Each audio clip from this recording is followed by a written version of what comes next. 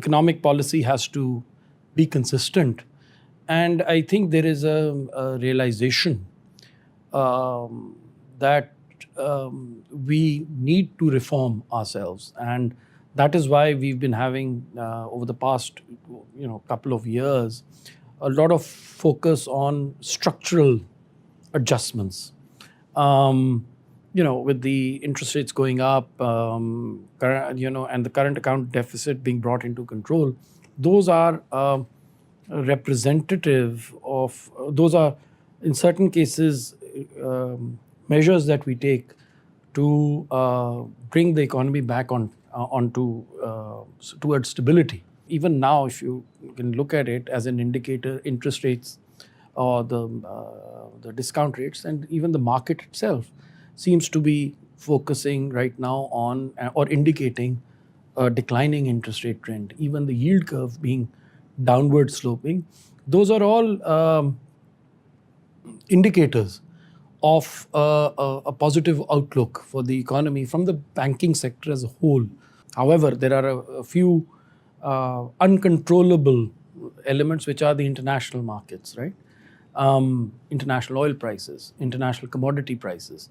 Those can affect this road to stability or make it longer, or if things happen very positively, it can even be shorter. But certainly what we are doing, or what the country seems to be on the road towards, is going to it looks like we will be entering a stable economic phase.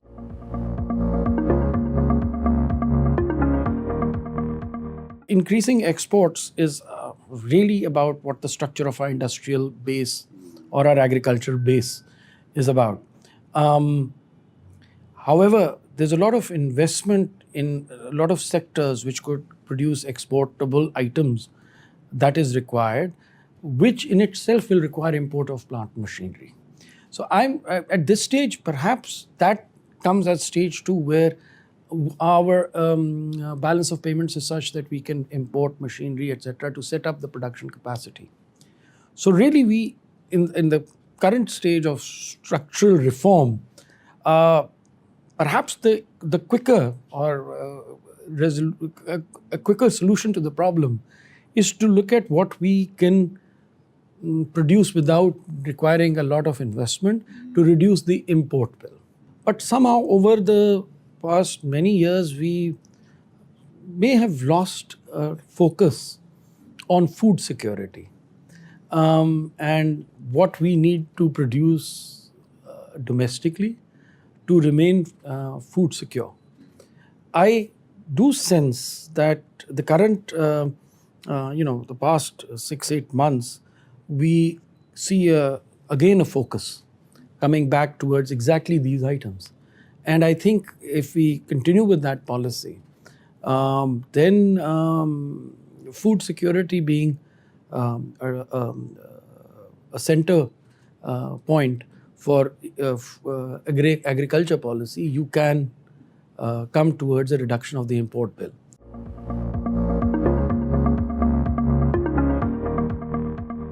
The first one is there isn't enough data. So, the modern banking sector requirements, be it financial reporting standards, be it Basel, etc., those are all data strong. They're heavy on data requirements to be able to either do, your default calculations, etc. So first of all, the last farm survey was many years ago, right? And the last SME survey was also perhaps more than a decade. Periodically assessing what the state of the sector is, that's not available. So you're guesstimating, estimating, etc.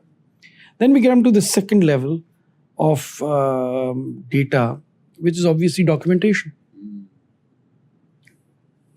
So really, if you talk about other countries where SMEs have really picked up and banks have gone into that, the documentation was higher. be they in the form of tax returns, be they in the form of actually people filling out some kind of or having some kind of accounts, rudimentary but accounts, that that is not available. So starting point has to be, if you actually are determined to push the small enterprise and medium enterprise agenda for access to finance, these two items have to be first sort of like said, oh, okay, I can do without, right? And then you start talking.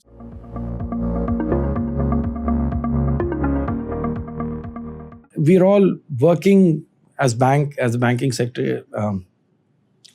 The State Bank has also come out with the banking on equality guidelines, and every bank is working towards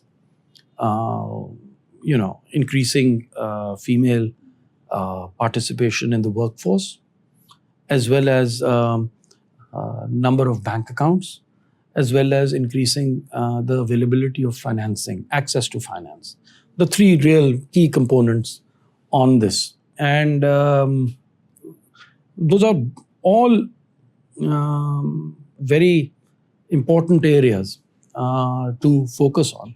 And I think we are all banks are inducting more women to change the gender balance in the workforce. I think part of that female inclusion, there is also in parallel a cultural change that is underway, but it needs to happen more, where in urban areas it's much more apparent.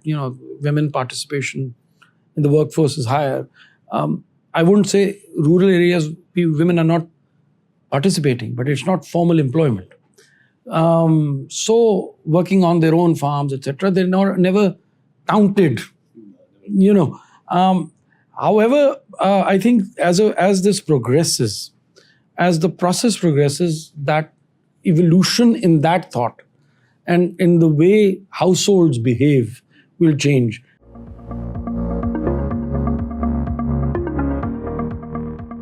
As the people begin to adopt digital payment channels,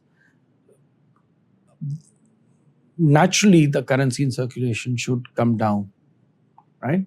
Because transactionally people will start using the convenience. I mean, I would personally not want to carry a lot of cash, and a lot of people just don't want to carry cash, right?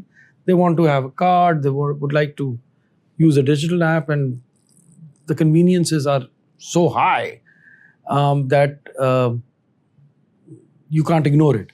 But these apps and these cards have to cater to that person's requirement.